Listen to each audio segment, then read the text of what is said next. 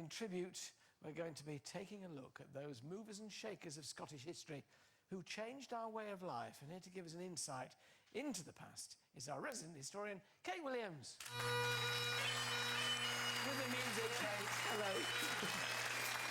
We had to have the pipes, didn't we, really? Huge numbers of inventors from Scotland. You look at the list of great Scots, and the inventors are really, they're really number one in there. A lot of what we use now, we would absolutely depend on the Scots for. And, of course, without this, we would be completely lost. Exactly. It's a little smaller than this now, isn't it, really? Don't you love these?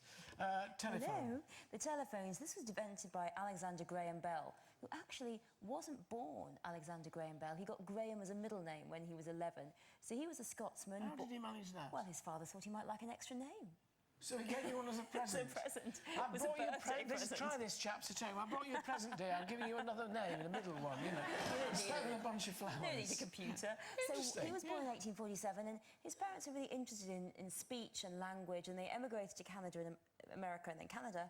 And then, when he was there, he started working on trying to turn electricity into sound. And he was really a very young inventor. So even before he's 30, he struck upon the idea of this telephone, a very rudimentary version. Oh, the two cans of string. We used to do those down our street, did you? You know, two tin cans and a bit of string. So in 1875, he got it invented. And he was so spectacular that they gave him the patent 1876. And the first thing ever said to his assistant on the phone ever was, "Come here, Mr. Watson, I want you." So that was the first words ever said on the telephone. And by 1877, so when he's 30, they set up the first telephone exchange in Connecticut, and he's a holder of a third of the shares, so he becomes terribly, terribly rich. He did very well. Good he certainly did. But actually, it's rather fortuitous that he said, "Come here, Watson, I want you," because somebody else who said, "Come here, Watson, I want you," lived at 221B, Baker Street. Here's a clue.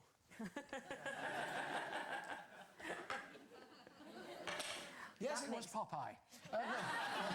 So Conan Doyle, of course, invented the character of Sherlock Holmes. Sherlock Holmes. So basically, Conan Doyle kind of stumbled across Sherlock Holmes because he was initially a doctor. He was born in Edinburgh, trained at the medical school. This is Conan Doyle we're talking about, not Sherlock Holmes. Yeah. Born in 1881. And he started off as a doctor, he worked on a whaling ship, and he moved to Portsmouth and began to divide his time between writing and seeing patients. Every time he got rid of, say, Mrs. Smith, he sat down to scribble, and he stumbled across this idea of a detective and thought, I know, put him in one story. And he put him in one story, and he was so popular that he couldn't stop. He wanted to kill him off.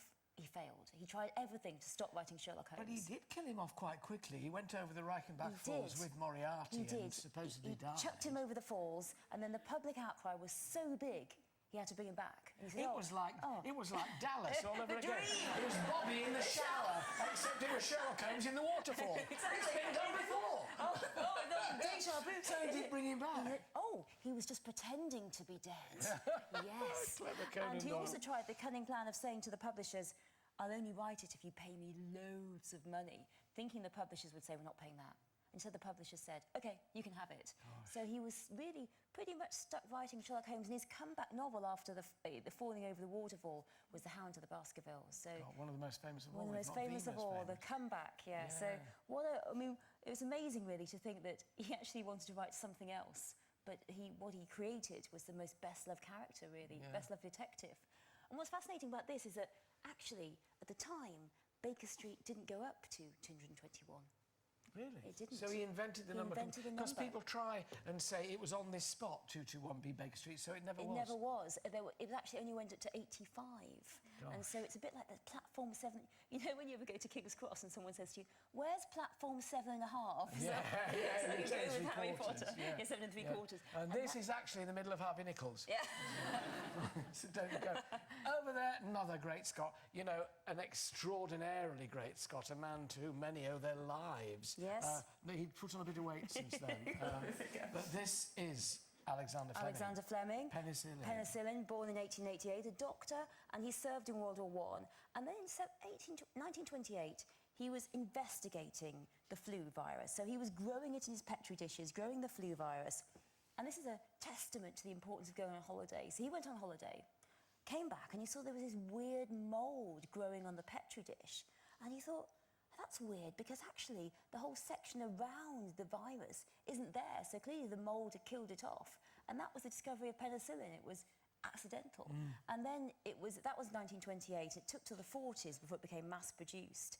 And that was by two gentlemen, one a refugee from the Nazis and one Australian, Florian Chain. They were quite instrumental in that. And by the 40s, and then by after World War II, it became so widespread. It's the age of the antibiotic. Well, all three of them got the Nobel Prize. They did, but then they really weren't sure, and they really couldn't agree on who deserved the most credit. So spent a lot of time debating on who deserved it more. Well, but at least Fleming observed it. Just a couple of others. We've got the television over there, John Logie Baird, yep. Scott. All thanks to him, we'd be here. He's a Scot too. I remember Baird televisions. You remember Baird TVs in the early days? And the thing hanging up there, the Mac. The Macintosh. So rubberised fabric. So amazing to think that before the Mac, everyone just got wet the whole time. What about soaking wet? We've done the men. What about the women? We've done the men. Some of my favourite women, a lot of social reformers, a lot of writers. One of my favourite is Mrs. Oliphant, and she was a Victorian novelist, and I know that you write loads of books, Alan, but she beat us both because she wrote 120 in her lifetime. So we've got some work to do. Good for Mrs. Oliphant, and of course from Muriel Spark, my girls are the creme de la creme. My thanks to Kate Williams. Thank you.